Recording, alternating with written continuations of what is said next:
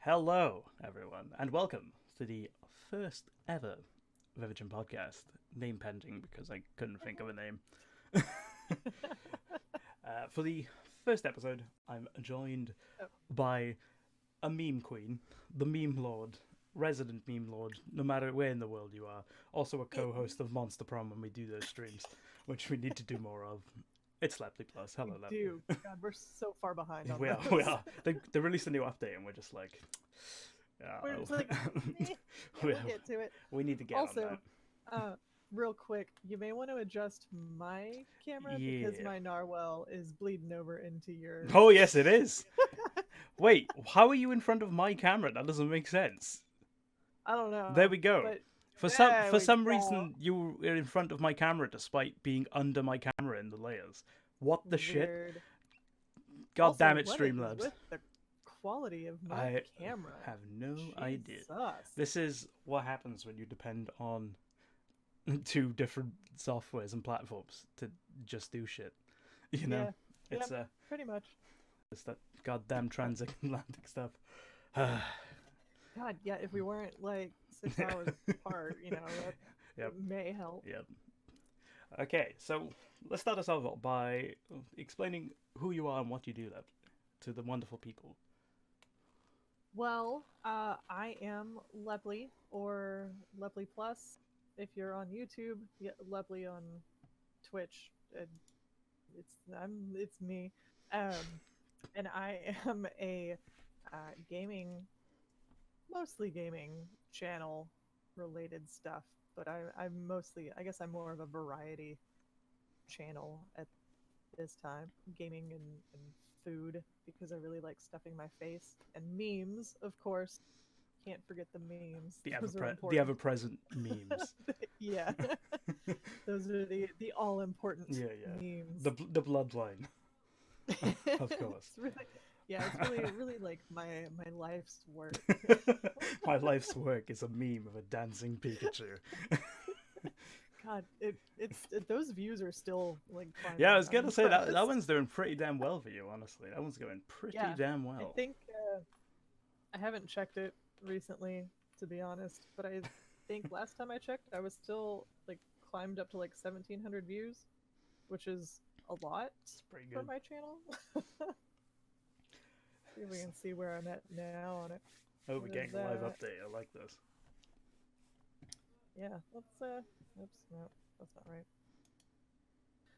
I forget that YouTube changed its name. It says like 1.7. Oh yeah, I'm at Oh. 1766 now. It So. should be, it's the wrong Twitter It handle. It should should be be BitQuest. Show. God, yeah. You I know, know. when Bit comes on, I might ask him just to keep that picture of Lepley printed off one time. For that one stream where you weren't here, he just printed off a picture of you, put it Yeah. behind him. That was a good. Yeah, that was pure It was a art. good That time. was the It was, finest art it was. imaginable. But yeah, how long have you been doing the YouTube stuff? A little over 2 years. Okay. When did I start? 1, 2. Yeah, I started in January 2017. So. Been Oh, okay. Going at it for 2 years now. And Almost 3. you also do Twitch as well on the side of that. Do you do like, has Twitch been a more recent thing, or was it something you did first and then did YouTube, or? No, I actually started on YouTube first, and I did YouTube for. When did I start Twitch? I started Twitch almost a year in to Okay. my YouTube channel life, and then I was like, you know what? I kind of want to give this streaming thing That's a fair. try, and I had tried it before, like early on in my YouTube adventure, just streaming through the PS4 straight to YouTube, and that didn't go so well. Gotta lo- and the I was P- like, the PS4 this isn't software. for me. Oh, the PS4 software is like, it's both great and bad at the same time because you don't get many issues Yeah. with it. It's very bare bones. I think it's still Yeah, pretty it bare is. bones. Hopefully they It- fix that when it comes it to the is. next system. So They really should work on that because it is Yeah. still very obviously not their yeah, priority. yeah. I feel Like, they just I feel like the don't new care. consoles are gonna have a push towards that kind of stuff because obviously they know just kind of like the creator side of their community is pretty damn big. So like I know Yeah. Microsoft does it better with Mixer and stuff. I know that they're more hands-on, I Yeah. suppose. But Sony just don't seem to really care at the moment. They're doing They their own really thing. don't. Like Microsoft, once they bought crap, what was it before it was Mixer? Beam. That's what it was. Oh, was it Beam? I never yeah, knew it was that. Beam. Yeah, I was wondering until... I was wondering what happened to Beam. Yeah, like I didn't know that that's what had happened until Okay. the first year that we ever went to PAX, which was the year that I started my channel, we went to a Beam panel and they were talking about this new streaming platform and all this stuff, and I was like, oh, that'll be pretty cool, I'll give it a try. So I signed up and never really streamed with it. I never because I wasn't quite at that point where I was I'm gonna stream, and so I didn't really try it out. And then when I was starting to think more about streaming, I was like, oh, well, where do I want to stream? Do I want to go Twitch or Beam? And then I looked up Beam and I was like, why can't I find Beam anymore? I've been erased. And then people were talking about Mixer, and I was like, well, I guess I'll check Mixer and see what's going on. And then I learned that Mixer was Beam just after it was bought by Microsoft, and I was like, oh, they just covered it up and just re-released it. I love it. Yeah, they were just like, this never existed. Yeah, it's like, don't worry about it. They sweep it under the rug with the launch of the Xbox One. It's under there. It's a giant pile of stuff. It's like, don't worry about it. Maybe our Banjo-Kazooie game's under there as well. Just forget about it. It's fine. Just forget. It's fine. It's fine. So the way this is going to work is we're going to do some news. We're going to chat about some headlines. There's a lot of headlines right now. Dear God. All right. It's a very busy season, but we're only doing a select few because I want to keep this podcast short. And if we went through all of the things going on right now, we'd be here for maybe 4 hours because there's a lot of stuff going on because we've just come out of E3 season. So it's kind of like the Wild West where people are just throwing stuff at the wall, see what sticks, you know. After that, we're going to be going into a segment I like to call The Games We Play. This is where Leppley's going to talk about a game that means a lot to her or a game that she's enjoyed from her past. And it's just going to be a fun little thing, a bit of a nice discussion about a game that you might have played, you might not have played.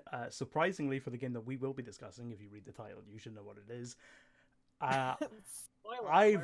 Spoilers. I have not played today's game yet. I've never played it, and I've owned it twice, and I've never played it.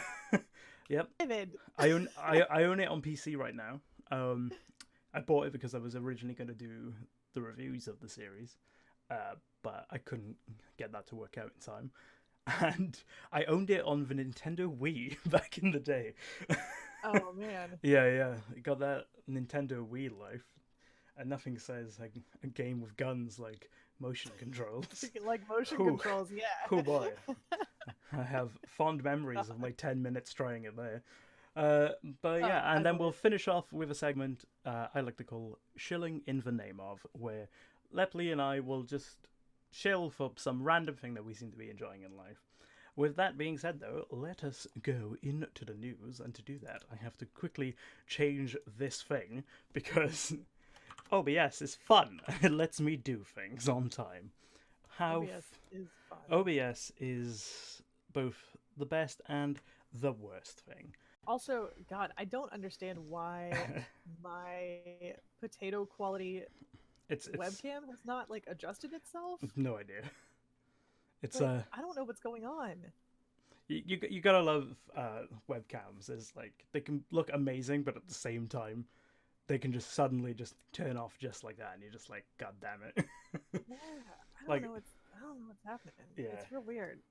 It's probably just because of the distance and trying to connect to each other. That's always fun. So probably. The first news headline we got is probably my favorite one of recently. It's a bit of an older one. It's from 5 days ago, but I just find it so funny that I had to include it. This is EA and Epic getting absolutely destroyed by the UK Parliament when discussing their more controversial business practices. Oh my God. They sent They sent four executives, right, in front of the UK Parliament. They chat about the way they treat their consumers. And oh boy, the UK Parliament did not hold back. It absolutely roasted them. It was amazing. We're going to swap over there because we got the article from Eurogamer. This is the fun part where it doesn't let me change the topic line. How fun is that? Even though it's the same thing. All right. I know, right? Production values. Hey, my camera looks a lot better when it's that small. That's true. Got that resolution. I feel like we'll be using this one a lot more just so I can show stuff off on the screen. But what we have is, this is from Wesley and Poole of Eurogamer, deputy editor, as you can see. And this was... I would say this was a hard watch, but as someone who has a mixed relationship with EA, and that's putting it lightly, and couldn't give a damn about Epic, quite frankly, it was kind of satisfying to watch them just squirm. They look so thrilled. Yeah, if you that photo. Oh, They're it's just beautiful. Absolutely. It looks like a court hearing of some kind, you know? It really does. They honestly look like a bunch of like high schoolers that got in trouble and were sent to the principal's office. Sent to the principal's office, and behind them you just got like the parent faculty or something. Yeah, and like all of their dads just came in and were like, "Son, I'm very disappointed." And they're just like, "Dad, yeah, Dad, don't worry about it." But yeah, we won't be focusing too much on Epic just because Epic isn't really the talking point here. It was mostly just them being like, well, actually, if you talk about the things that we said, you'll actually think we meant this, and Parliament just goes, no, you meant this, fam. It was nice. It was mostly them arguing against things like duty of care, which is ridiculous. Arguing against duty of care when you have people like, it's now an addiction, it's a registered addiction. And they're like, we don't need to do duty of care. And the Parliament just like, yes, you do. It's like, it's an addiction. And like, we've had multiple reports of people playing your games way too much. It's like, come on now, step in a bit. And they're like, well, you could use parental controls in your Xbox. I was like, no. It's like, whilst they are there and people should use them more and should be informed about them more, well, you need to chip in just a little bit. You know what I mean? It's just a little bit. Just like a little sprinkle here and there of some human decency. But the star of the show was Kerry Hopkins. Oh boy! When they turned to EA, they roasted EA on their use of loot boxes in video games, because that is still a hot topic. Obviously, it's been banned in Belgium. There's a thing in the US right now. They're trying to ban them as well, the predatory practices of them. I believe it might only be a state thing. I can't really remember how far it's gone.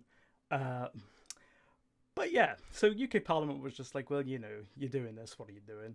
And they were like, well, first of all, we don't call them loot boxes. We call them surprise mechanics. Surprise mechanics. So much. Now, I did some research into this, and I just want to point out that this is 100% bullshit. As we can see on this first tweet by EA Star Wars, that says, no microtransactions, no loot boxes, and no, we won't be adding them.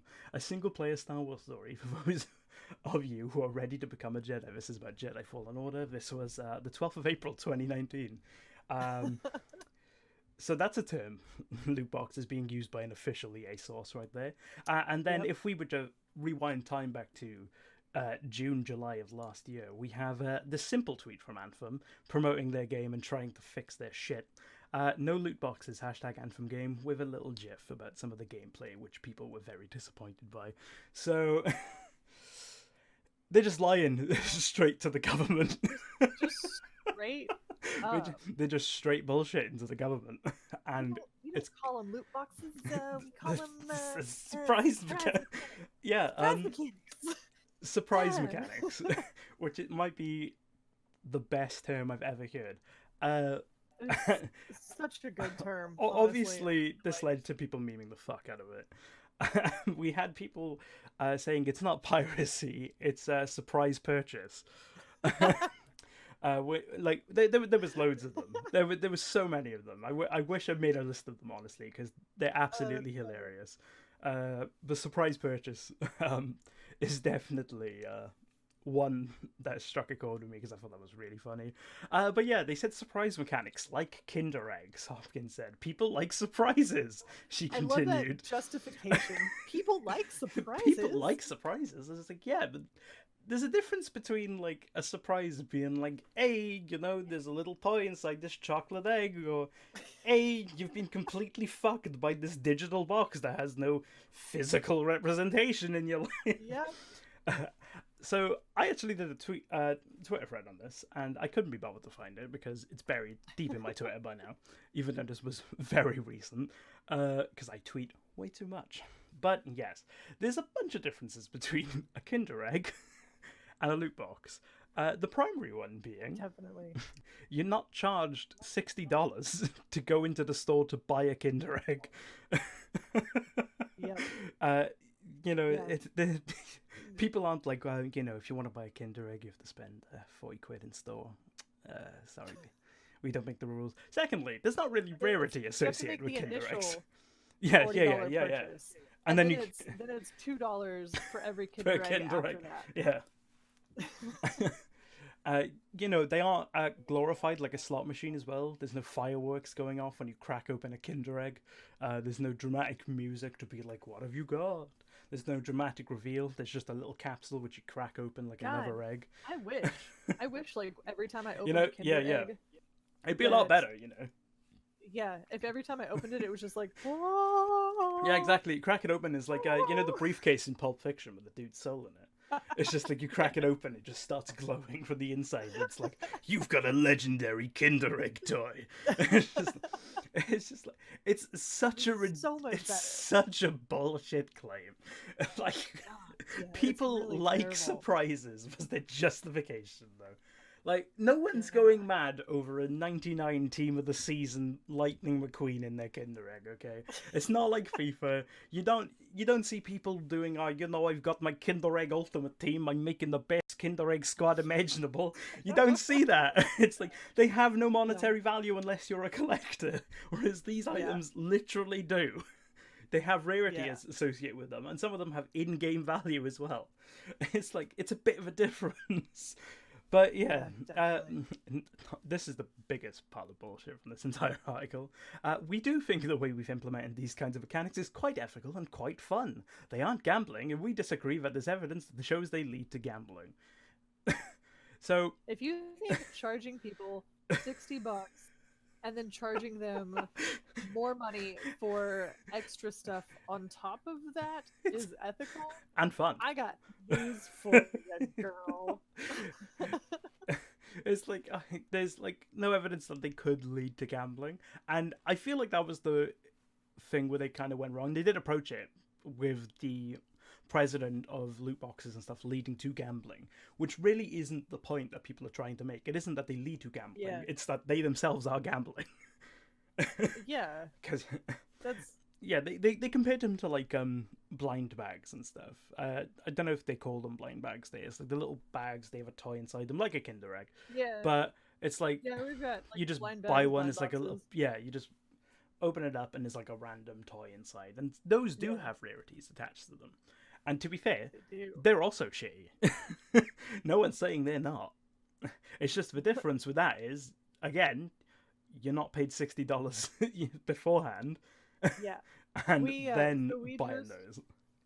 My friends and I, for the convention, we always do a surprise for one of our friends' boyfriends, who's like one of the big convention guys. Right. And so I always do like a little fun surprise, like a prank or something, to like be like, hey, we appreciate you, here's this fun thing. So this year we actually bought a button maker, like the little pins that you like put on thing, like on your shirt and stuff.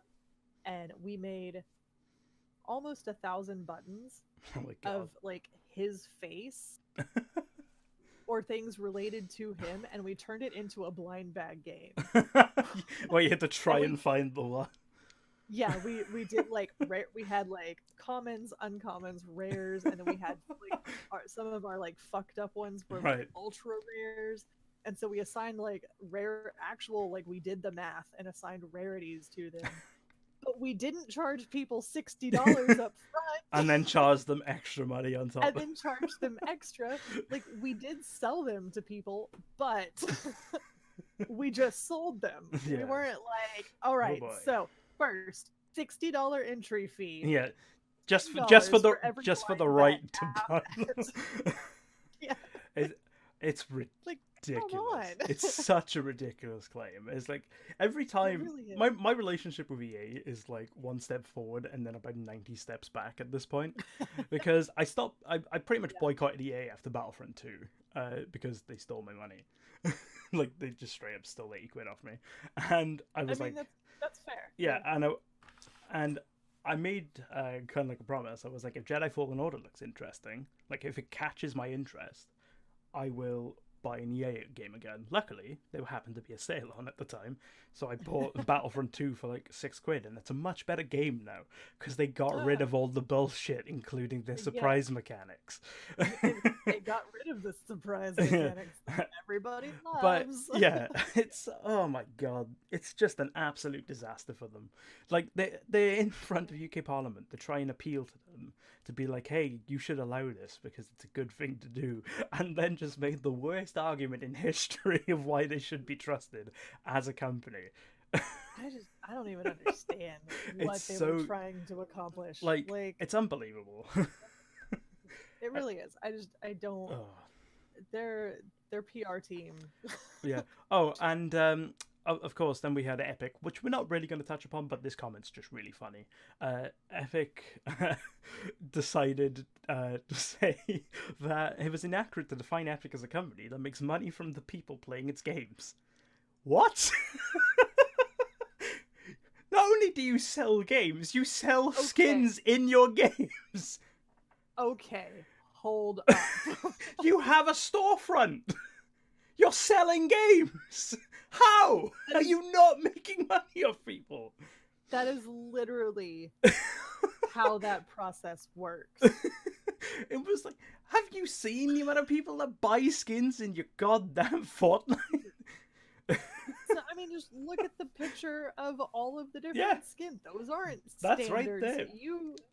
You start the game in your freaking underwear. So they're like, I mean, they're so advertised as well. Whenever you play Fortnite, it's just like in your face. God.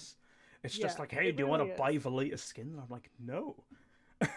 Yeah, but yeah, like, no, dear thank God, you. Like, how? Also, they, I believe they refused to claim that they tracked how much people played their games. Really? I was like, really?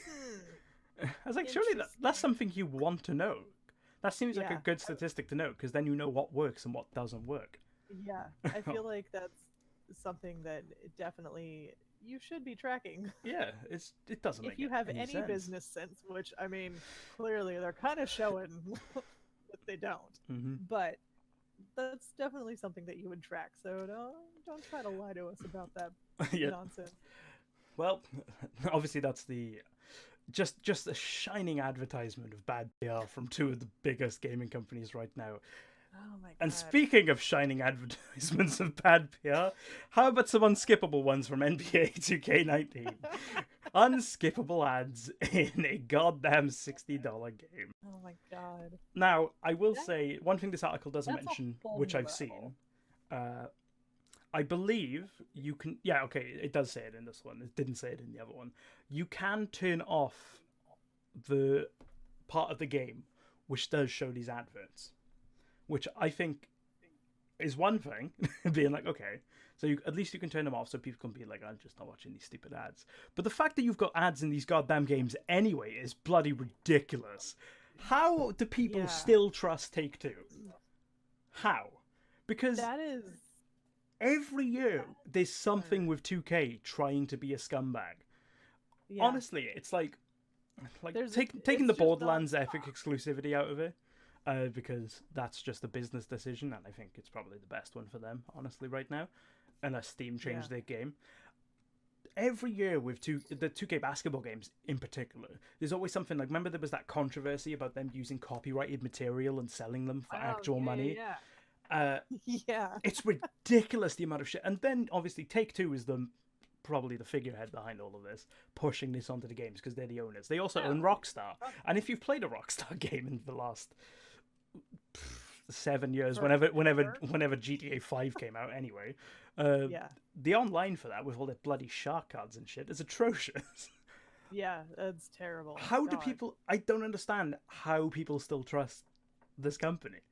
I don't either. And like the fact that they've put ads in a game that you have to purchase to play. Yeah. Now it went on sale That's recently. just... This was the interesting thing. It went on sale for like £3, or like maybe I think that'd be like $5. Like that's like a 90% discount. It was. So people are just like, I feel like this is their excuse. It was like, well, you didn't pay full price for it, so we can like do these ads and shit, and we can get away with it because we put it on sale so much. It was like, no, because you're still paying a premium price for a game. Doesn't matter what price it is. There's a reason all those goddamn mobile games you can buy this package that gets rid of ads for less than this game. you spend like $1, $2 on a mobile game, and you get it ad free. Exactly. It's like that's the stipulation. It's ridiculous. Like I just don't get 2K. I don't get them, honestly. If that doesn't like turn on a light bulb for a lot of people, that's really saying something. And some people might be like, well, the unskippable is the problem, but the fact that there's ads in this game in the first place is ridiculous. The fact that they're unskippable is just a slap to the face. People get mad when YouTube does unskippable ads, and that's a free platform. Like, bitch, how? Don't make me sit and watch your entire commercial. I get mad when Twitch. I get mad when Twitch does it. Like Twitch does the ads, don't they? It's like, and they're unskippable, and that annoys me. And I wish Twitch, if you're listening, give me back my Twitch Prime gods. ad. Give me back my Prime ad benefits, please. Please. Speaking of Twitch, I feel like we just have to mention the Twitch changes, the sub only streams. We should. That's a big topic. Yeah, it's kind of like a topic of contention right now, which I don't think it really should be, because the actual element of it I think is fine. Like the actual idea of it, I think it's cool. Like you could do community streams with that shit. That's fine. And I think that's a great idea. Getting a little bent out of shape over the whole situation because they're thinking a little too hard. They're looking too deep into something which is really simple, And they're looking for a way, or like looking for something to complain about. Twitch, meanwhile, I'm making things to complain about because they don't know how to send emails. People are finding things to complain about and not complaining about the things that they should be complaining about, like those the company misinforming them. Fucking incorrect emails. It's so good. That Twitch it's sent so good. I love it so much. It's just I got that email and like my heart like dropped into my stomach. I was like, "What? I've never had a violation." What? No. It's like, and the response was basically just like, "Well, we're sorry you got confused by our meaning. Sorry, you're an idiot. Yes, sorry, you're an idiot. It's not like we specifically said you had a violation or anything." Like, what are you? For anyone who doesn't know the situation, Twitch sent out emails regarding this subscriber-only stream beta that they're rolling out, and it's for affiliates and partners. And they sent out an email, and basically the stipulations for the subscriber-only access is you have to have streamed for 90 days. Yes, 90 unique days. 90 unique days, and have no violations on your account in those 90 days. So they sent out an email that specifically said if you have not met those 90 days, the email actually did not say that. It didn't even say the requirements for one. It didn't even list the requirements. It was just like, here's the subscriber only beta. Sorry, you're not eligible. Your account has a violation. And that's like, basically all it said. It didn't say, and everybody, like, I started seeing a flood of posts on Twitter. It is so good. I was like, what happened? What is this email? Twitch support, help. And then Twitch were like, whoa. They were like, ooh, sorry our email was confusing you guys. It's so good. I don't know what happened. It's so good. I love it so much. What we had was, I've actually got the email here. So the email says as follows. Subscriber streams are launching today in beta for partners and affiliates that meet our safety requirements. They're an exciting way for you the streams to be to your biggest supporters, subscribers, VIPs, and mods. So I'm assuming VIPs are allowed, which is pretty fucking great. Also, mods are allowed if they're not subbed, which is also pretty fucking great. We're taking extra steps to keep subscriber streams safe. Because you've received a violation on your stream in the last 90 unique broadcast days, you're currently ineligible to use this feature. We want as many creators as possible to be able to reward their communities this way, so we recommend following the Twitch community guidelines and terms of service closely. When you stream 90 unique broadcast days without a violation, you will be eligible for this feature. So they basically say twice in one email that you've had a violation on your channel. And then they sent a follow-up email, which I've yet to read, so I can't wait for this. It's a good one. It's a good one. So, they still don't really take full credit. It's still, sorry, you're stupid. So it's Twitch, and like the the line is update. All capitals. That's what caught my attention at first, was update. Yeah, subscriber stream beta launches today. Then it's like, we would like to clarify our email about subscriber streams. Our first email said you would receive a terms of service violation, which was incorrect. Sorry for confusing you. That was our mistake. It should have said that you've not yet streamed on 90 unique broadcast days as affiliate or partners. To clarify, you're eligible for subscriber streams if you are 1. a Twitch affiliate or partner, 2. have broadcasted at least 90 unique days as an affiliate or partner, or 3. have not violated the Twitch community guidelines in your last 90 unique broadcast days. If your channel receives a violation, you will need to broadcast on 90 unique days without another violation to be eligible for subscriber streams again. We will now be following up soon to let you know how close you are to reaching your unique broadcast days. Blah, blah, blah, blah. Basically, they didn't quite take the blame, but they were like, yeah, that first email was bad, yeah. Okay, so first of all, if in my professional career, if I were to ever send an apology email out that said, sorry for confusing you, instead of saying, my apologies for the confusion. Yeah. I would probably be fired. It's like, that is not how you apologize for a misunderstanding. Sorry for confusing you. There's little confusion to be had here. You literally said twice in one email, you've had a violation, so you can't do this. And there was no confusion. You were just wrong. It's like, excuse me, I haven't gone streaming in a bathroom at fucking E3. It was like, I haven't done any of that shit. You know? I imagine the closest I get to doing a TOS violation is the bloody Monster Prom streams, and that's fuck all. Yeah, that's pretty much as close as we get. It's like, come on now. What are you playing at, honestly? Yeah. It is ridiculous. Go ahead. Oddly enough, what do you want to bet? Dr. Disrespect is still eligible for subscriber only stream. I want to see whether he is, because obviously he's back. He's like being reinstated. But I'm just like, after what, like 2 weeks? Mm-hmm. Maybe. I'm just like, just a little slap on the wrist for breaking the law. You know, it's fine. Yeah. Maybe don't do that again, okay? I had someone who was like. That's someone who was like, you can't even have a joke. And it was like, dude was in a fucking public bathroom filming. It's like I was like, I get it, you know, like some people can't take a joke and shit, but this dude is legit breaking the law. They had every right to do this. I saw those people defending him in the various like comment sections, and like, God, people just can't take a joke. Like, it's funny. Like, what is going on? And I'm like, no, like he literally broke the actual law. Yeah. I was like, if it was an empty one, even then, I'd be like, what are you doing, dude? But it's just like, it makes no goddamn sense. It really doesn't. It's really... The final thing that we're going to touch upon is maybe my favorite thing. It's the Steam sales. because they've just started. They just started 2 days ago.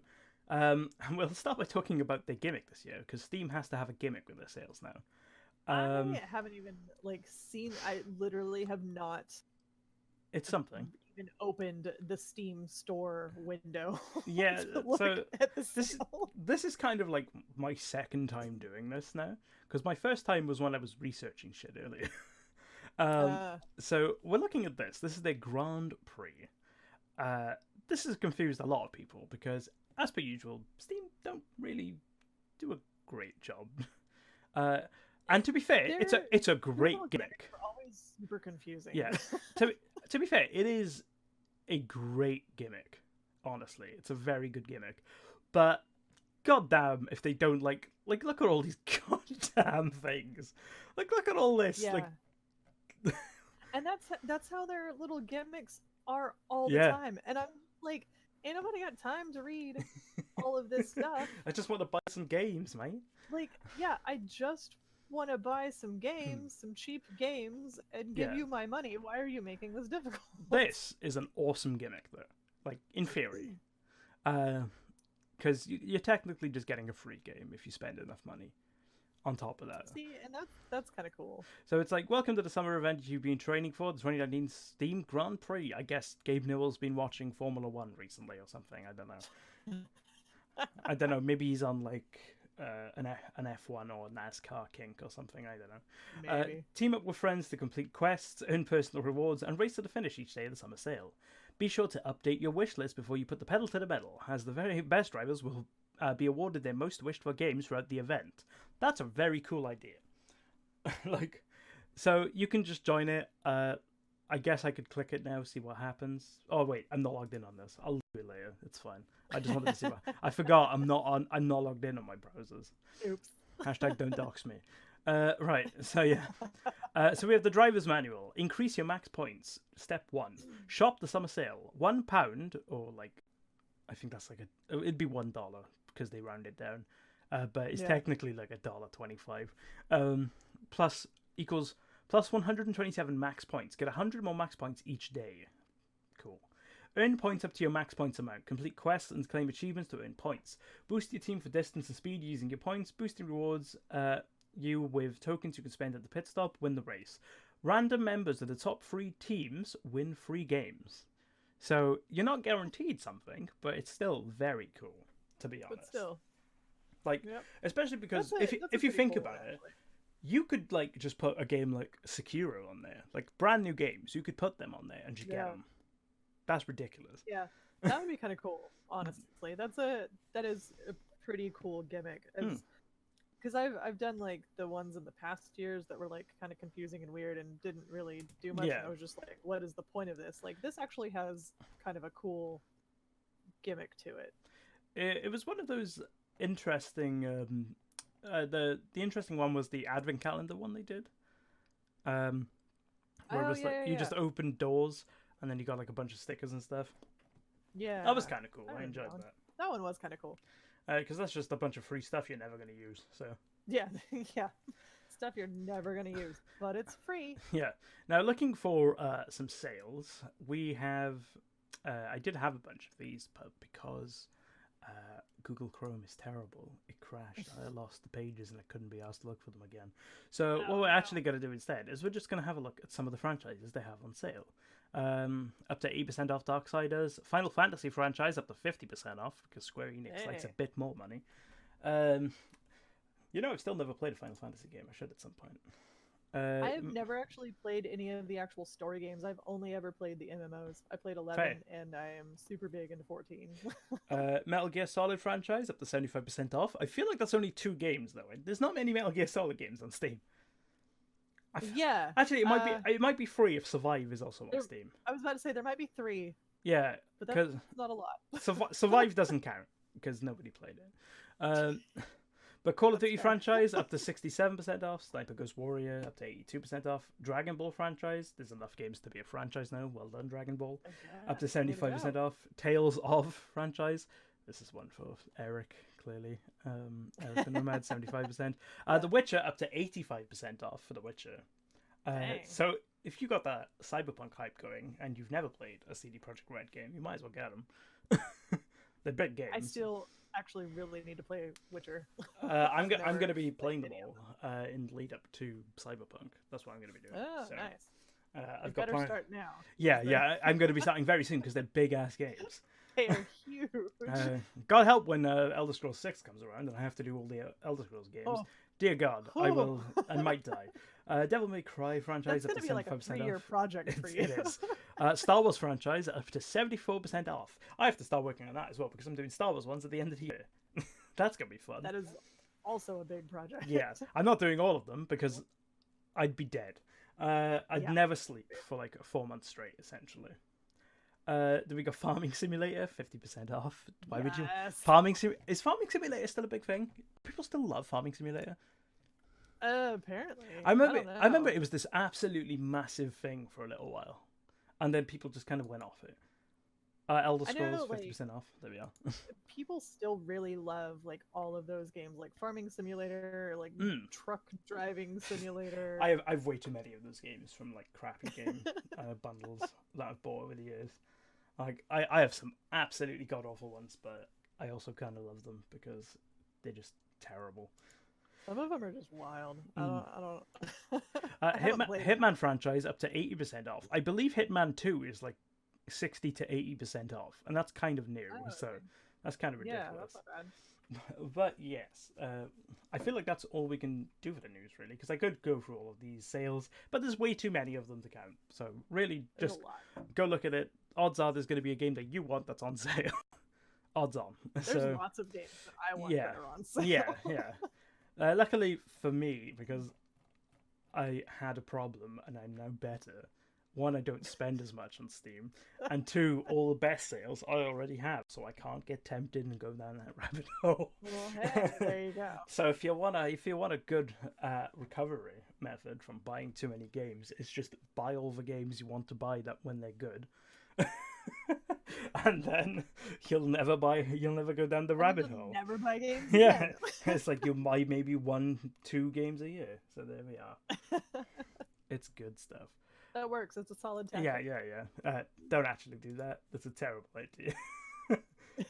Okay, so now we're going to move on to the next little segment that we call The Games We Play.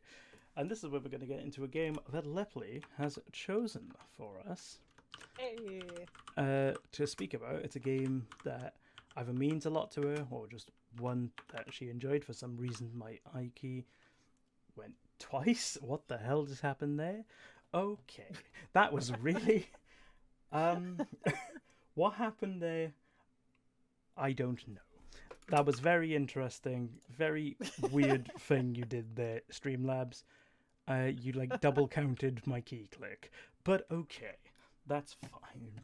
So Leppely, what game have you chosen for us?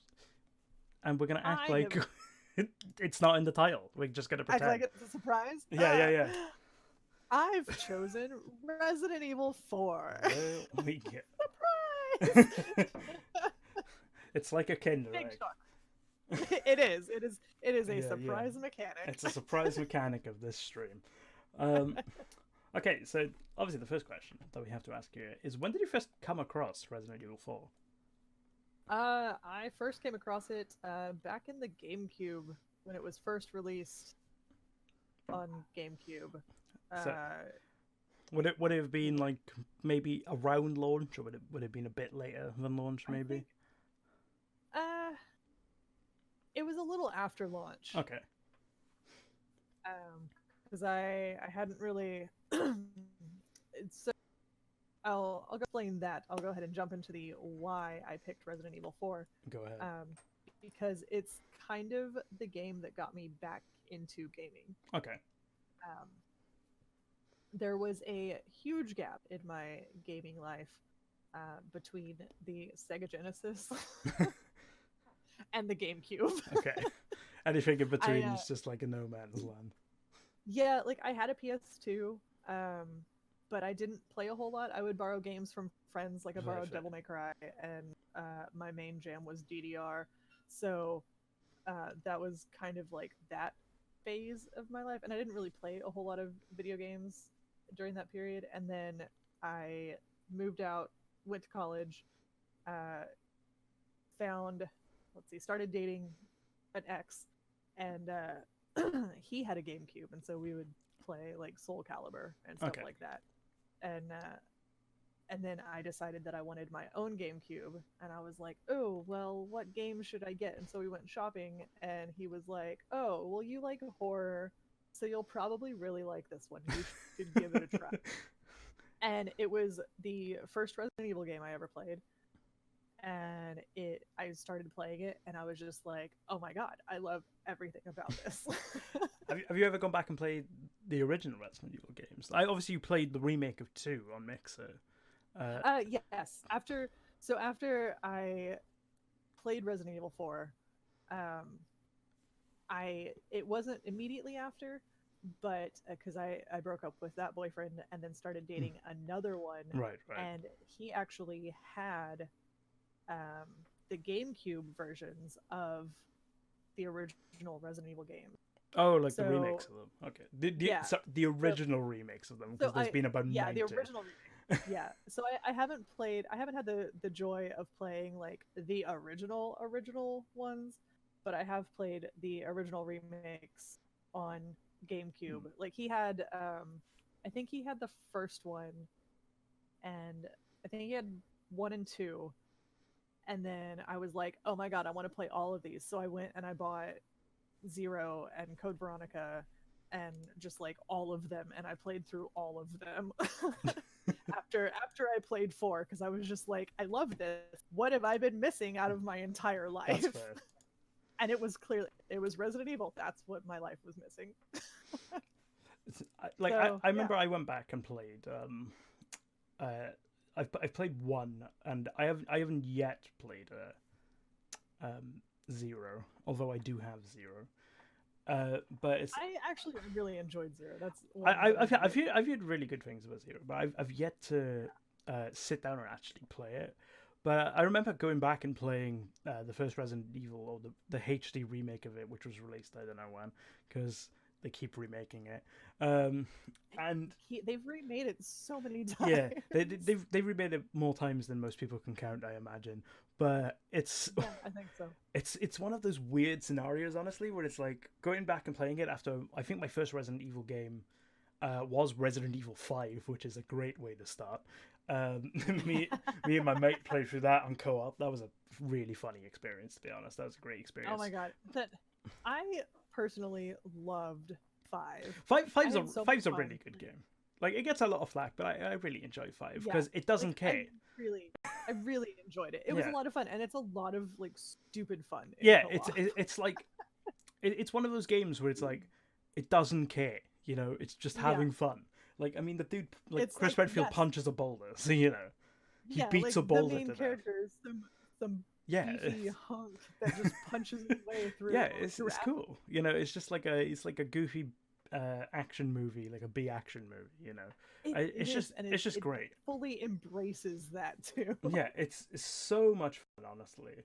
Like, and I remember we played it on the hardest difficulty. Yeah, God, because there was a lot. This was peak QuickTime event season. Do you remember when every game had QuickTime events? Like every game. It was peak that, and because we were on the hardest difficulties, you literally had maybe like 5 frames to press it. Otherwise, you're dead. And I was like, you've got to have like your reflexes have to be just like 100%. It took us a while to get through that, but we eventually did it. It was funny though. One cutscene literally took us like 2 hours. That was quite funny, just because it was like we were pressing it and it was just not registering quick enough. Yeah, it was ridiculous, and we happened to fluke it one time. But yeah. So the thing is with Resident Evil 4, it's like, I mean, it's considered to be the best one still to this day. It's considered to be the best one because it completely revitalized the game, like the series. It turned it into the over-the-shoulder action, which is just like. It's what it's known for now, really. I know 7 went into first person, which I really liked. I thought it was a nice shift. I had a lot of fun with 7, honestly. It's what Resident Evil's known for now. It's Resident Evil 4. Yeah. Like, That's Yeah, kind of what you it picture, is. even more so than the original 3 games. Apart from maybe 2 Yeah, now, because that's the newest I one. think I think most people now, when they hear someone talk about Resident Evil, Mm, I feel like 4 is probably like the first place that it their is. mind Yeah, yeah. goes. It's Honestly, it's a very like just interesting one in general, honestly. For some yeah. reason, we've got an article here, which I'll be reading through in a little bit. It's the most intense moments of Resident Evil 4.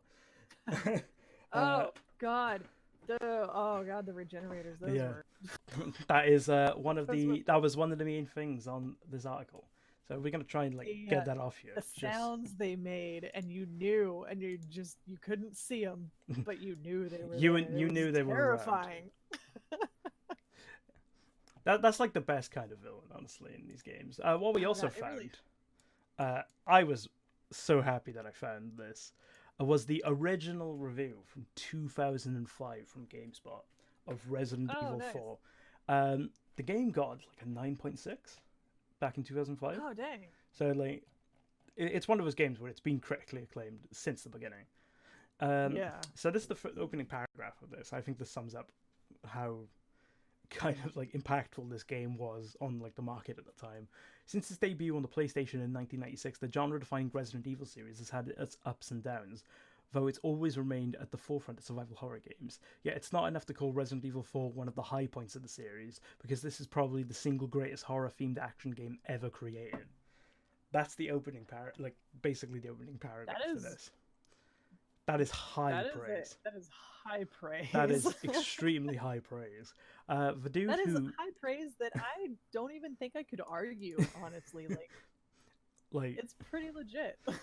it's pretty damn high.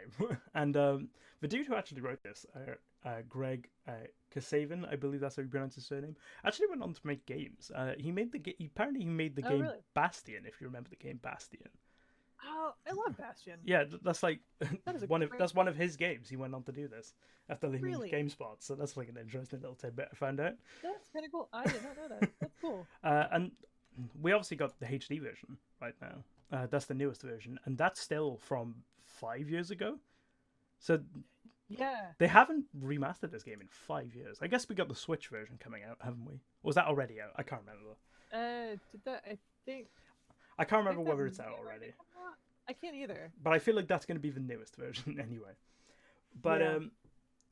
I remember it was a bit of a meme that they kept remaking Resident Evil games like for a little while because they were just addicted to it. But 'Cause yeah, they do.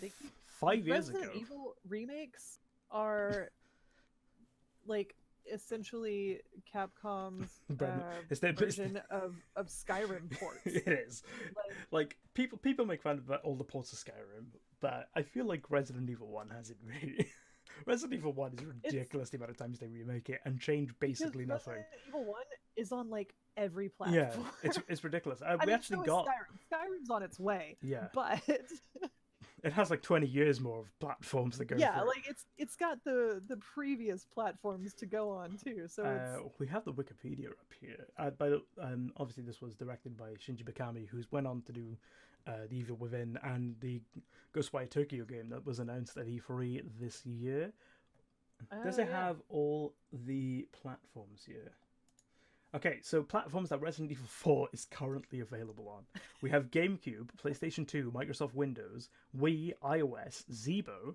I don't even know what Zeebo is. I have a feeling that's something that I have a feeling that's something that's coming on. I'm gonna check this really quickly because I have no idea what a Zeebo is. It just sounds like some kind of drug or something. Zeebo. Zeebo is a 3G enabled entertainment and education system. We've got Resident Evil 4 on it. Okay. What? It enables users to play video games and also connect to the internet, communicate. What the hell? The Zeebo was targeted at developing markets such as Brazil and Mexico.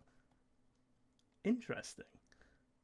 Is it like gone out of business? It must have gone out of business. Yeah, it went out of business in 2011. It lasted like 2 years. Jesus. Cost 500 That's like crazy. That's insane.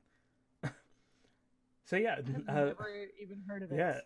Yeah, I've never heard of that, but apparently Resident Evil 4 is available on it. So if you want to do platform to play it on, I guess the Zeebo's one to go for. I guess I better track down the Zebo version.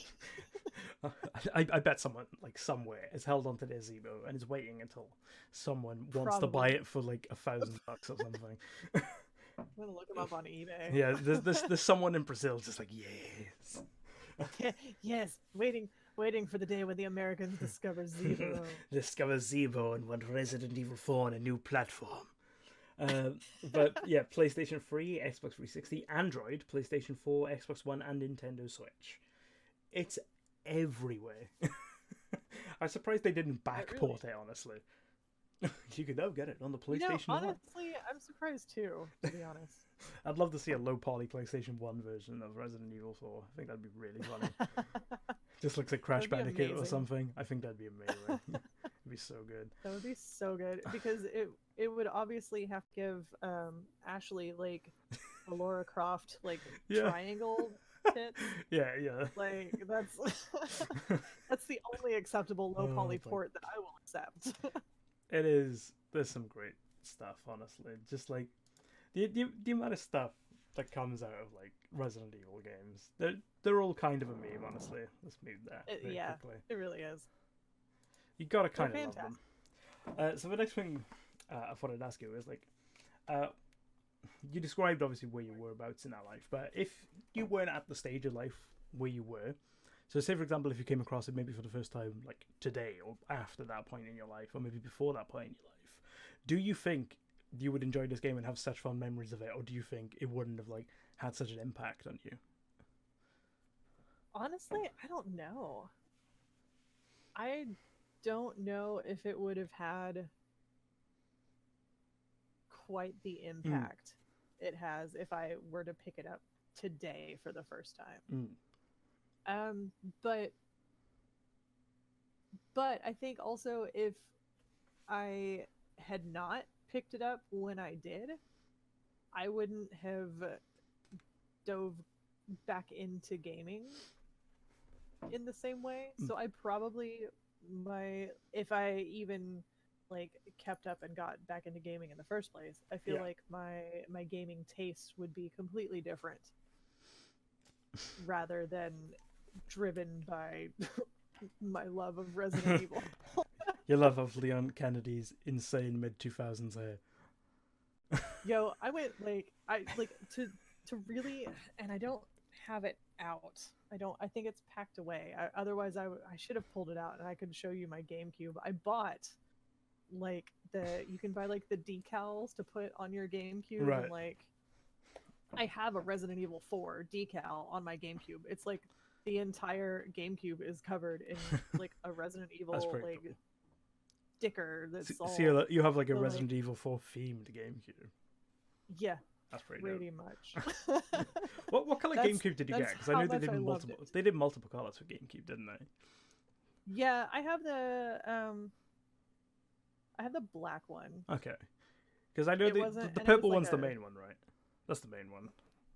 Yeah, the purple one is I see the main, like I see the silver one more than the purple one, so I've kind of gotten used to seeing the silver one. The silver one is super popular. The purple one, I think, was the like OG release, and then I know the silver one got really popular for some reason, and I'm wondering like how common the silver versus the purple versus the black ones are. I don't think I've ever seen a black one. I'm pretty sure mine's black. Now I can't remember. Mine may be purple. The decal is like it's been on it for so long. Yeah, like I don't even remember now. Oh dear. Let's see. I pulled up an internet page. No, that's not what I want. Oh shit! Are there like there's more colors? That's the thing with consoles. A lot of them do the colors, don't they? A lot of them love the colors. Is that wow? Because this picture that I pulled up is showing that there's like an actual rainbow of GameCube colors. Oh, that's like pretty great. Pink and purple, and they don't look like decals, like they're actual colors. Nintendo consoles tend to work better. Like the different colors in Nintendo consoles seem to work a lot better, it seems. Yeah, it kind of goes with like the happy fun kid theme. I remember all the different colors of Nintendo Wii they brought out. Oh yeah. Because like I remember that like there was a white one, There was a black one. I remember they did a red one. Yeah, They did we had loads of them. They did a blue one as well eventually. We got the black one. Mm. So the black one was actually the Wii Sports Yeah. package, and so that's the one that we got. We got the I fucking love Wii Sports. the black one. I So feel we still have our black Wii somewhere. it'd be a damn crime if throughout this entire show that I do, that no one ever brings Wii Sports to the table, because Wii Sports is a great game. It is. I will give it that. It's definitely such a good game. So we're going to go through some of the things on this little article that I found, talking about the most intense moments of Resident Evil 4, and I'm going to try and gauge your reaction on them. We did touch upon one of them, but we'll get back to that, because I feel like that's kind of like the one that I know. So we'll start off by the chainsaw dude, the doctor. Oh god. Those still stress me out. Just thinking about having to replay those sections of the game when I'm like, oh, I want to replay Resident Evil, and I'm like, ew, but I have to deal with the chainsaw guys. Ugh. Because I think there's been kind of like a version of that enemy in every game since then. I feel there's always been that one hella tough enemy that just tanks bullets and runs here. And it always has a chainsaw, and its chainsaws are just inherently terrifying. Yeah. It's very Texas Chainsaw Massacre, as the article touches upon, because he literally just has a bag over his face and runs at you with a chainsaw. But my one memory of this game, because I never played it myself, but I watched a friend play it when we were both younger, and I was over his house. And my one memory of this game was us coming across that dude for the first time. It was just really funny, because we were just like running away from this dude, and reflecting on it now, it was just hella funny to watch. I do remember the first time I ran into the first one. You come out of the old building. Does the first one come through a door? Does he come through a door? I remember one coming through a door. It comes from... So the first one is like... I don't remember if it comes out a door or not, but I remember the first one, you are going through like the little houses in the village, and you go out a back door, and you're like back behind this little house, between the house and like a cliff face, and he's there. It's like the frost troll and Skyrim. And like, because you don't even, when you go out, you go out, and then all of a sudden the chainsaw starts, and it happens so fast, and you're like, I don't know what's happening, what's going on. And then all of a sudden Leon's getting his head chopped off, and that's what you get, and you're like, well, that's quite a gruesome death animation for the time as well. Oh god, it made me cringe so many times, and I had to watch it so many times because I was horrible at fighting him. So like, you watch it, and like Leon like puts his arms up and it just goes through like his arms and his face, and you're just like, oh god. I suppose that's kind of referenced in 7, isn't it, when you get your hand cut off? Spoilers. Yeah. Yeah, kind of. Which, oh god, she was stressful with that chainsaw. I had flashbacks. The other thing, I don't know if you ever had this, but I remember seeing this at a secondhand store and being like, what the fuck? People loved the chainsaw enemies so much. They did the chainsaw controller. I always wanted one, and I never could find one. It looks so ridiculous. It's amazing. Yeah, it is. It's real ridiculous. And I always wanted one to complete my Resident Evil 4 GameCube theme that I had going on. I saw it at a secondhand store. I was like, what is this? I never had one. And I was really disappointed. Because I think... Because at the time when it came out, I was a poor-ass college student. And I imagine they charged way too much money for that. Yeah, like, I remember seeing it in a store, and I was just like, well, I can't afford that. So I just never bought it. And then the next thing you know, they're not a thing anymore. See if I can find a picture for... Because... They're so awesome. I really wanted one. I still want one. Insane looking. I wonder how expensive they are. Oh, now. I dread to think. So this is what the chainsaw controller is like. Holy crap! Like, it's nuts. So great. I love them so much. The only way this could have been more nuts is if they made it using an N64 controller, which is already nuts. So I'd love to see one of those in chainsaw form. But yeah, God, they're going so sealed, like in box chainsaw controllers.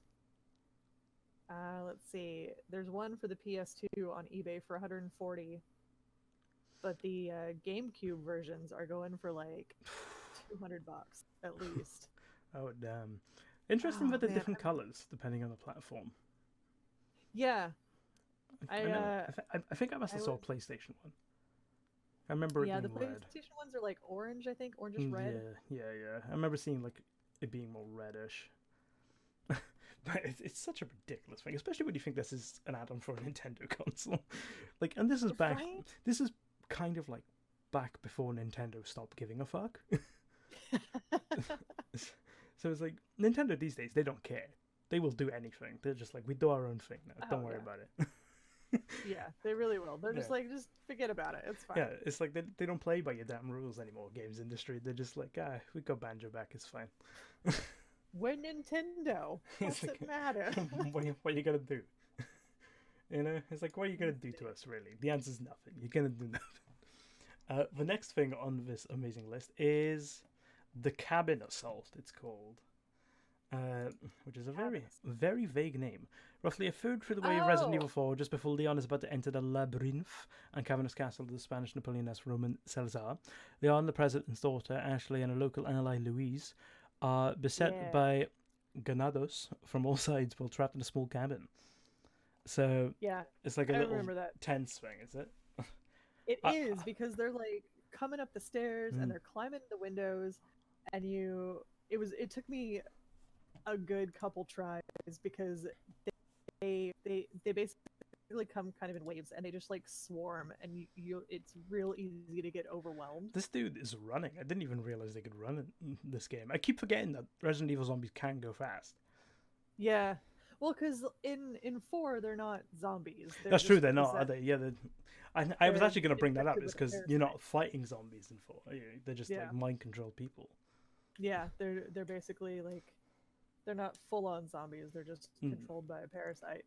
They're like they're like more traditional, I suppose. More traditional zombies, where they're not like undead. They're more just like possessed or something. Yeah, pretty much. Like, but that Cabin Assault, that took me a good couple tries to beat, because it gets intense, and it's you, and Ashley doesn't fight. She's useless the entire time. She's such a pain in the ass. Yeah, I was gonna say she's like the one thing that everyone knows about this game, regardless of their familiarity. It's like she's such a pain in the ass. But Leon and Luis go at it and start shooting things, and you're running back and forth. Like they'll put a ladder up against the wall to climb in the window, and you have to like go and like kick their ladder down to keep them from coming in, because once they start coming in, you're fucked. There too many of them. It gets out of control, and then you're just like, I'm dead, and you got to do it all over again. It's like Nazi zombies before its time.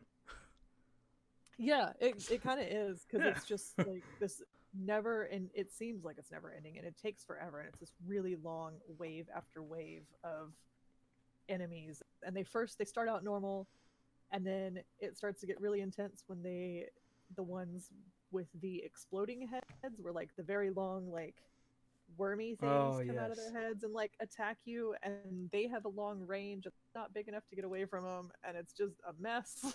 I remember coming across those for the first time in 5, and I was like, God damn it! Everything I know, I know about zombies is useless here. God, they're so annoying. I hated them so much. So the next thing on this list is the Novistador, or like the unseen, the like bug dudes, the flying bug dudes that you meet in the sewers of the castle underground. And they're just like little flying bug boys. They look like mutated like cockroaches, kind of, or something. It's a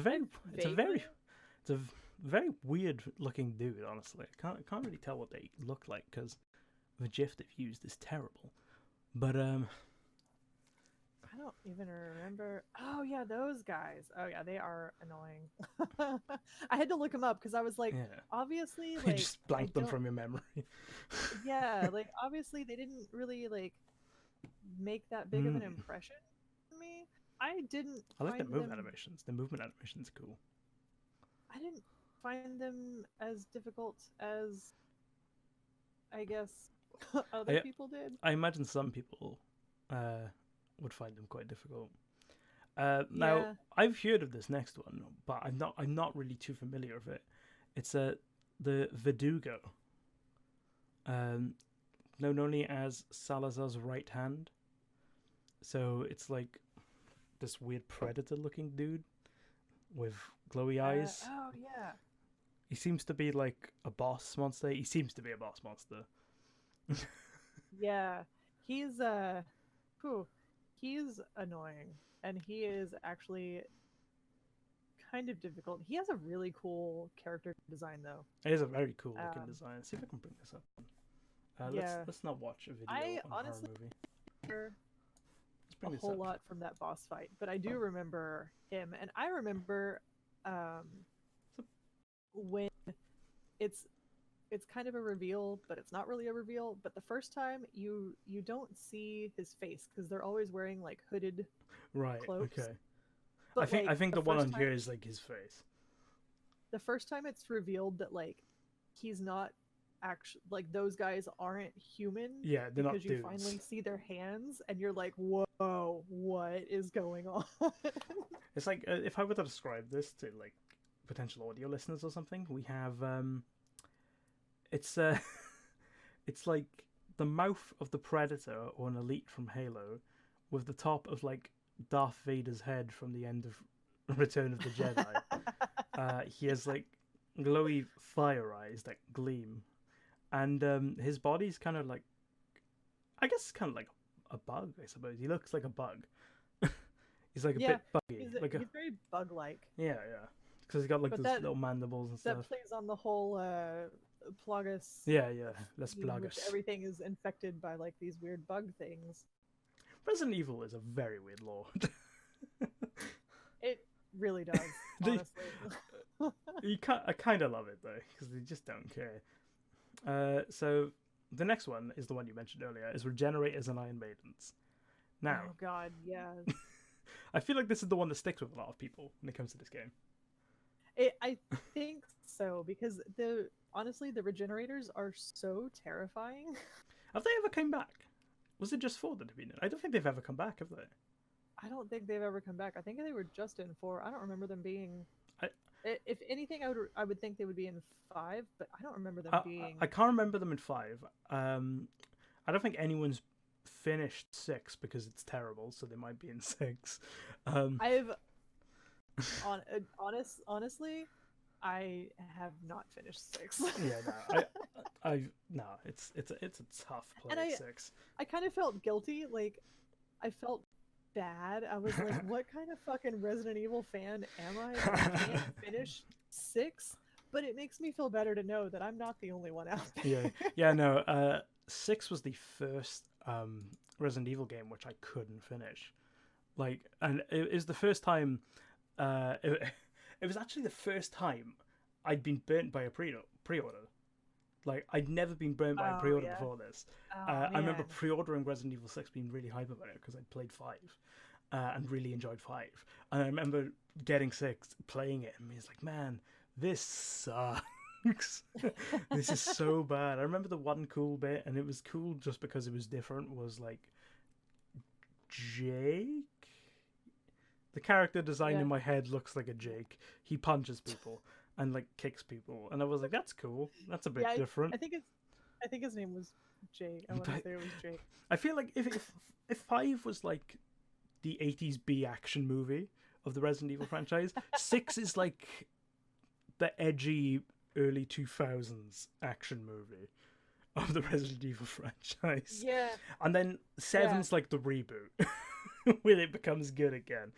It's like they bring it back to basics. I believe it.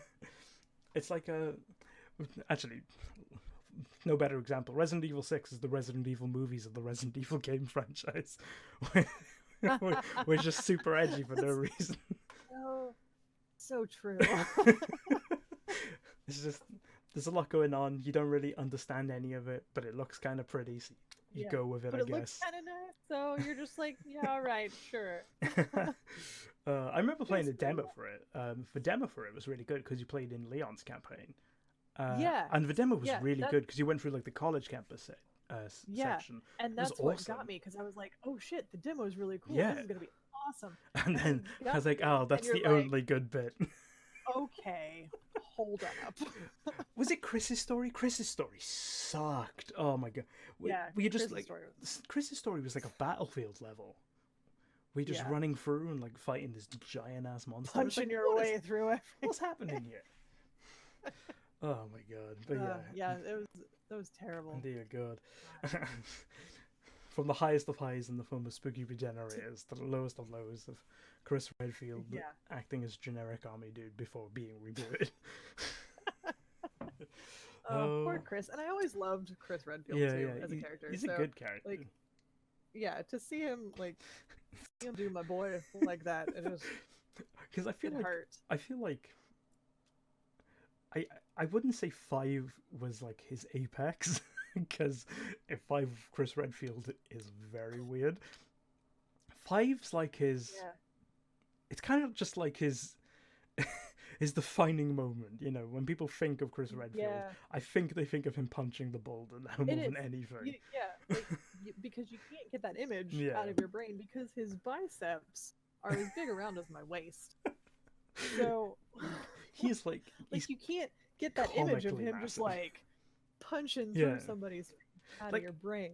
for anyone who hasn't played Resident Evil 5, if you look at the picture of like the Incredible Hulk from Avengers Endgame, he's pretty much that, just not green. So, yeah, basically. He's absolutely it's Chris Redfield. massive. Which was such a drastic change because the last game he was in was 3. No, sorry, not 3. Was he in 3? I don't remember. I think he was in 3. I can't. It's been so long since I actually. He was played skinny 3. though. But he was in like he was like skinny. He was in in Code Veronica when he was actually going to save Claire. Like he was normal size. Yeah, He was like normal military. He's still size. pretty like buff, but it's just like still like what's going on? But it was like, oh, clearly he works out, as opposed to clearly he's on literally every steroid known to man. Clearly he's had too much gamma radiation. What's going on here, dude? You're punching a rock. Yeah. What's happened to you? And then in What's 7, happening? you know, he cleaned himself up after 6. Yeah. And you know, he went on a detox for a couple of years. Then he appeared in 7, just looks like a normal dude again with a completely different face. But it's kind of cool because people are like, thank God he's not this hulking mass punching rocks anymore. Yeah. I mean, 5 was so much fun for that aspect, but it was such a weird. I remember playing it for the first time, and it's just like time. I was crying, laughing. I was like, "What's happening?" Because that entire end boss fight with Wesker is the funniest shit. Because Wesker is literally Neo from the Matrix, but with zombie powers instead of like computer powers. But, it's so good. Yeah, and then Chris Redfield is just sitting there like punching rocks. Yeah, like, is he also like that in this game? Is Wesker like that in 4, or is he not as like anime? Because he's had anime in 5. I haven't seen him in 6. He wasn't in 4. Oh, was he not? Krauser was. He may have been in like a cutscene. Okay. Krauser was the main enemy, the main like umbrella enemy in 4. Because I remember. I just know he's always been a bit of an anime villain, but he went from like in the first one where he's like, I'm the anime bad guy, to 5 where he's like, I'm a Dragon Ball character. It's ridiculous, the amount That's basically been his evolution. Character arc. From generic anime bad guy to generic Dragon Ball character. character. Like, I want to see him come back in one of the newer ones, because if they do an 8, which I'm assuming they're going to do an 8, probably after 4 more remakes, but I'm pretty sure they'll probably do an 8, and if they do it in the same style as 7, if they continue that style going forward for the newer games, I'd be very curious to see how they reboot him like they did Chris Redfield. Yeah. Yep. I would like to see him come back. Yeah. Honestly, I think that would be great. He's a great character. He's so over the top. It's stupid. The final thing I want to touch upon so ridiculous. on this is the like iguana monster in the lake. Called Oh, yeah. Del Lago. That part is really frustrating, which in Spanish just means the lake. It means it's basically like of the lake. Spanish is like such a good language for shit. Yeah, like basically, so these Spanish speaking people see this monster in this lake, and they're like, I don't know, what are we gonna call it? And they're just like, well, it's of the lake, and they're like, sold. That's what its name is. So in Japanese, apparently, it's Deru Rago, which is also just the lake. Because they have the Spanish language pronounced in Japanese. In Japanese. That's good. Oh, I like it. But yeah, for the longest time, I thought this was an alligator. For the longest time, until I was researching this, I didn't realize it was just like a lizard. I thought it was an alligator. Yeah, of it's some like kind. a weird like salamander monstrosity thing. But yeah, you're like on a boat, you get caught up in it, you just like throw harpoons at it until it dies or something. It's really difficult because the whole premise is you're in this little boat in the middle of the lake, and you go out, and it comes at you the first time, and you throw a harpoon, and it like hooks it, and now you're being dragged around the lake by this gigantic salamander monster at very high speeds. And the physics, don't ask about the physics, just don't worry about it. Don't worry about the physics, because the physics are a little weird, because it'll like swim out and like pull you, and then like come back and like it's like looping around, and I'm like, where's the rope? The rope is not that long. And I mean, it like it's a Resident Evil game, let's be real. Yeah, like it comes disconnected from you, and it swims around, and then you gotta like throw another harpoon at it, and it comes at you, and you gotta get the harpoon like just right in its mouth, and you can get like 2 before it like you have to dodge out of the way, and it just it's a mess. Do you reckon the people that play Sea of Thieves based the Megalodon fight off this? It's very reminiscent.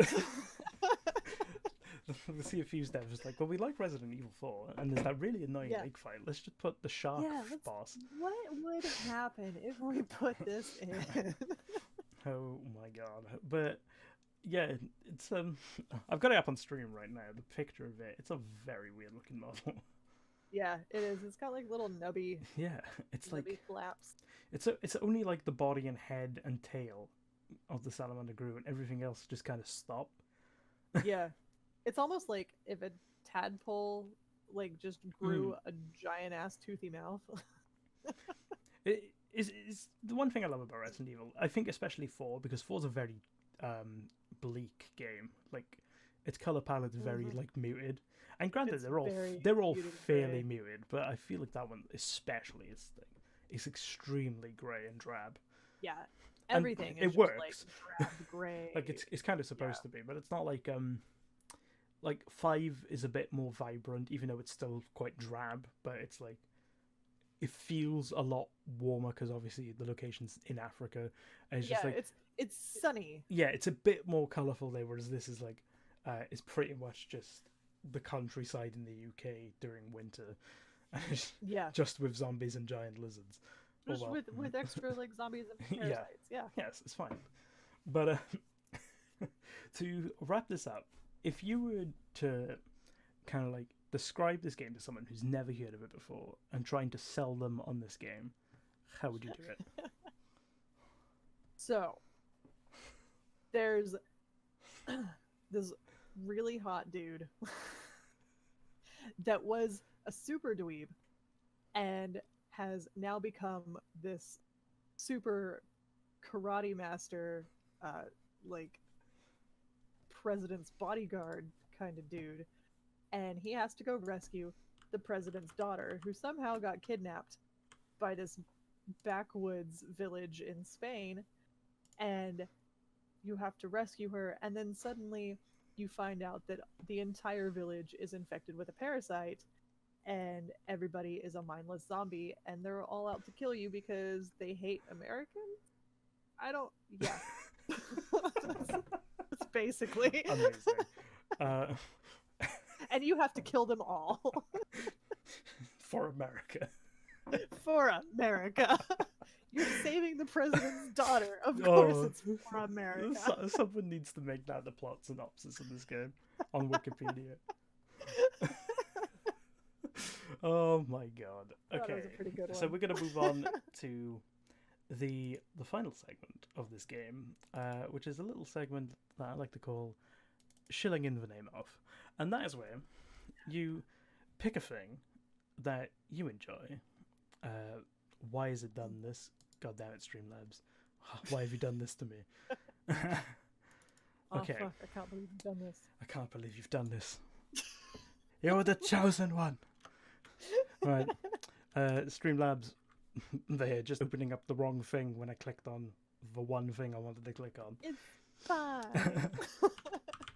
Beautiful. So yeah, basically we pick one thing in our life. It can be literally anything we want. And then you can just like chill it, be like, hey, this is a thing. I've been enjoying it. You should go check it out. Blah blah. So then, what are you going to be shilling today? Today, I am going to be shilling, and I'll send you a link. Oh, okay. We getting links up in here. We get links up in here, and obviously it's a very select audience because it is straight up listed in the romance section. But I am a big proponent of shilling artists and their art and people that I enjoy. I have been introduced to a webcomic. Okay. And it is called Lore Olympus. Let's get this back over here quickly. I super love it because the art is actually gorgeous, and I think I've seen you tweet about this or something. Did you tweet about this recently? Yeah, I've definitely mentioned it in tweets and shit. I feel like from the thumbnail image I just saw, it was something that I seen on Twitter somewhere. But okay. I really love the art, and the story itself is the story of it's a retelling of the story of Hades and Persephone. Okay. So it's like a modern day retelling, which is, I'm a big history and mythology nerd, so it was right up my alley, and it's got gorgeous art to go with it. So it does look pretty good art-wise, to be honest. I actually really like the look of that art style though. And I love it. The artist is her name. Her Facebook and Twitter handle is Used Band-Aid Illustration. Amazing. Which is a solid name. That is a quality handle. It really is. But she is super talented, and I've been reading this, and I'm all caught up now, and it updates weekly on Sundays. Fair. So that's what I've been enjoying, and since I'm all for chilling art that I enjoy, because the world needs more art to This enjoy. Would be great video game art for a platformer. Right? It kind of reminds me of nice. there was a platformer that came out. I believe it was nominated for a few BAFTAs. It's called Grease. I believe I don't know if it's Gris or Grease. I don't know how they say it. It's GRIS. It's very reminiscent of that kind of stuff. Yeah. I actually got to play that. It's a beautiful game. I have never gotten to play it, and I really wanted to, because I got to play it at a convention, because it's not the kind of game I'd buy. But I got to play it at a convention. It was like, damn, this is a very beautiful game. It's just the art style is amazing. The music that accompanies the art style is absolutely phenomenal, and it just gives off these kind of vibes a lot. So that's very high quality art. Yeah, I heard really good things about it. I wanted to play it, and I just haven't had the opportunity. So, because you've shilled that is my shill. Something artsy, and meanwhile I'm shilling something corporate, I guess. Ignore the dog costume. I like that under your recently viewed. Yeah. That's good. Yeah. Me and my brother were looking at costumes for my dog, just nice. As a bit of a laugh. And to be honest, I almost shilled Pepsi just for the meme, just for the memes. But yeah, we come across it. We were like, that's kind of funny, to be honest. Amazon logged me out. So what I'm going to be showing is this. I'm not going to read the full name because, dear God, it's a long name. I'm just going to call it the TP-Link Universal Wi-Fi Range Extender, because I live in a glorified broom cupboard right now. This is my workspace. It's very small. I can literally reach the door from my desk, and I can nearly reach the other wall. I'm not too far off it, to be honest. It's a very small space, but it's also a Wi-Fi dead spot. Oh no! So, which it sucks because I'm the one who uses the most Wi-Fi, really. Literally underneath my computer, is the family's Wi-Fi extender, but I seem to be in its dead zone, so I get barely any Wi-Fi. So I bought this little range extender. I bought it for a bit more expensive than what it is right now. I think I bought it for £16. It's currently £13, so that's an even better deal. That's still not even a bad price. Yeah, that's good. It says it's down from 40, but I've never seen it off sale, so I think it's just on sale all the time. It's just a bullshit sale. Prime delivery, because Amazon owns my life at this point. Fair. It Join came the club. Came the next day, set it up. It was great. It worked really easy. There's an app you can get on your phone to link it a lot easier, and I've got it doing wired connection straight into the PC, and I've had minimal issues ever since. It's amazing. It's not my Wi-Fi signal isn't as strong as it used to be when it's at its peak, but it doesn't drop as often, so I'm very pleased with that. It's a very good product. Yeah, that's a fair trade, I'd say. I was umming and ahhing for ages on one of these because I've always been is it good? I'm yeah. It's one of those weird things where it's is it just all hyperbole? Does it work? Yeah. If it does work, why does it work the way it does? It's one of those weird things. But it's witchcraft. Yeah, it's magic. No, I picked it up. Because I was look, I can return it if it's bad, get my money back in it or something. And no, it's worked bloody brilliantly. So. Oh, that's awesome. Yeah, so very happy with that. And if you have Wi-Fi problems, one, how are you watching this stream?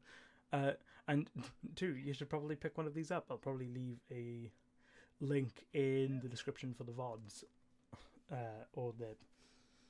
What would you call an audio VOD? Would it just be an odd? An odd. like an odd. I mean, I'd technically, the correct name for it is a podcast. It's true, but it's a very weird thing, isn't it? It's what is an audio VOD? Yeah. What? Yeah. Oh. We're calling it odds. Why not? Yeah, they're odds. Yeah. AODs. Beautiful. But yeah, great deal. Definitely worth picking up. Okay, and that's pretty much all we have time for. So we've done the shilling for other people. Lepley, it's now time to shill yourself to the wonderful people out there in the world. You go shill yourself. I'm just kidding. That's a t-shirt waiting to happen. If you like what you see or heard, however you're watching or hearing this, please come check out my streams. I stream occasionally on Twitch at twitch.tv/Leppely. I have videos on YouTube at LeppelyPlus, and you can always find me on Twitter at LeppelyPlus, and I don't know, tweet me things. I'm on Twitter way too much, so give her meme suggestions. She's always looking for more memes. Meme me up. I think I'm gonna have to mute this because I believe you're hosting me still, so we're just gonna mute this. I am. I'll pause it just so we don't have to watch myself and have this weird never-ending cycle of despair as it gets slowly smaller. The infinity loop. The infinity loop. You also have a new Twitch emote. So that's a thing. I do. Yeah, Tiny Hands Lep. Yeah, I just uploaded my first Twitch emote, and it got yours approved. has actually got a good name because it's just Lep Tiny Hands. Yeah. Yeah. Whereas mine is Vivid C1 Psi. I think it's is it Leppel Tiny? Yeah, Leppel. It's still it's nearly spot on. It's a long name, but it's pretty good. Lep would be better, I feel like. I wish you could shorten it because I really wanted to shorten it to just say Lep Tiny Hands. I want my emotes to just say Lep. Yeah, because I wanted mine to be Vivid Psi, and then it was Vivid C1 Psi. I was like, oh, cheers. There's Leppel tiny hands. There it is in the chat for anyone watching the Twitch VOD. I'll probably I'll put a picture up on screen or something at some point. But yes, definitely go check out Leppely, especially her memes. The memes are great. We see them every now and again, and we're just like, what has she done now? And then we check them and we're like, okay, I get it. Oh god, she's done it again. She's done it again. She's memed again. If y'all wish to check my stuff out, you can pretty much find me anywhere by the name VividChim, other than Instagram, where I go by Kane Hawk. That's Kanehock. I do nature photographs there. I also do pictures of my dog, because I don't really do stuff related to the work I do on here. But yeah, I'll probably be doing a stream tomorrow. I want to do like a little post-show stream for these. I feel like what I might do tomorrow is do an actual Resident Evil 4 gameplay stream, because we talked about it here today, and maybe try and do that with games I have access to a bit more often. Yeah. Be like a little fun link in that I can plug the shit out of this show and chill myself. So there we go. Yeah, I think that's a good idea. Thank you all to those watching. If you're on YouTube, why not press that like button and that subscribe button. Also hit that notify bell, because the subscribe button does nothing anymore. It's garbage. if you're on Twitch, give us a follow. Give us a sub if you want to give me money, I guess, but that's not really necessary. Just a follow's fine. And if you're on SoundCloud, I don't know what SoundCloud does. Just like listen.